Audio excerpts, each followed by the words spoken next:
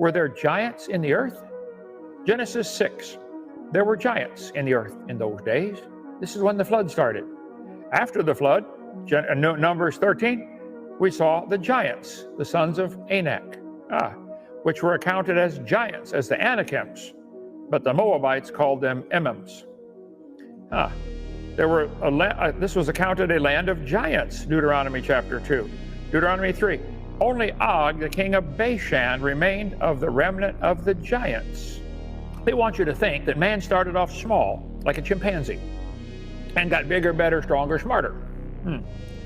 Ancient man was probably much bigger and smarter than modern man. The flood of Noah explains so many things that we see today. It explains, let's see, why are there legends of a golden age?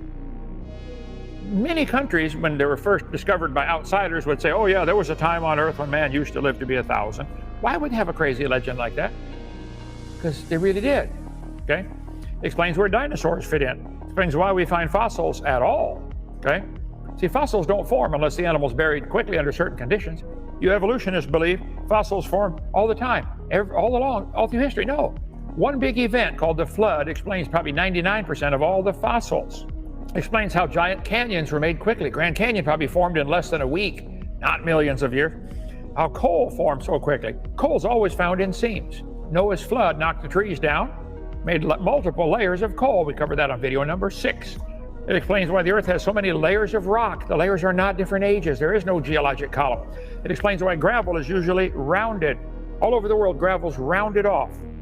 They call it river rock. It's not river rock, guys. It's flood rock. It was rolled around in the tide, going up and down, in and out during Noah's flood. Billions of closed clam fossils. I got my closed clam. Oh, here's another one. Closed clam fossils found on top of Mount Everest. Why the earth is still covered 70% by water. Got a globe right here. The Bible says God made the earth to be inhabited. Today, 3% of it is habitable. 70% of the world's underwater. A whole bunch more is under ice or deserts. 3% of the world is habitable for mankind. God made it to be inhabited, Isaiah said. I think what we're seeing today is a junkyard compared to what Adam and Eve saw. Buried beneath heavy layers of shell, some 30 miles below the city, I'm almost certain it's Shreveport, Mr. Clay found unmistakable evidence of a prehistoric race. Huge bones, similar in every respect to man's, were found embedded in thick layers of clamshells. As many as a score of skeletons were found intact. Every skeleton was fully 9 feet high. That's back 100 years ago.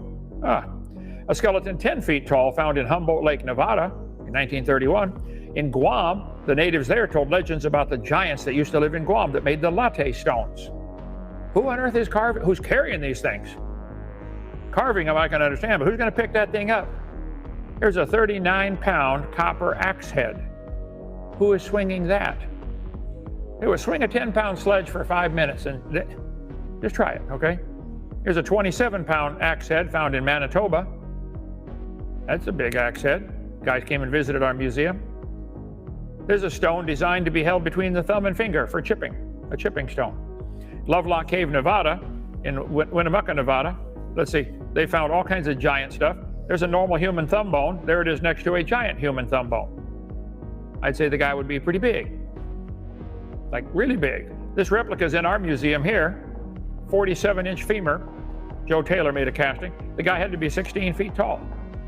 An Egyptian construction crew ran into a burial mound, found several burials of giant humans, some 16 feet tall. King Og in the Bible was 12 to 18 feet. We got the replica right here in our museum. That'd be a big fella. Large, non-petrified human jawbones in eastern Turkey. Pretty good size. Race of giants in a big mound in Nokobe, northeast Wisconsin.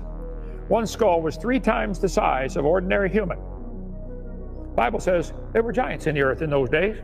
I think that's because there were giants in the earth in those days.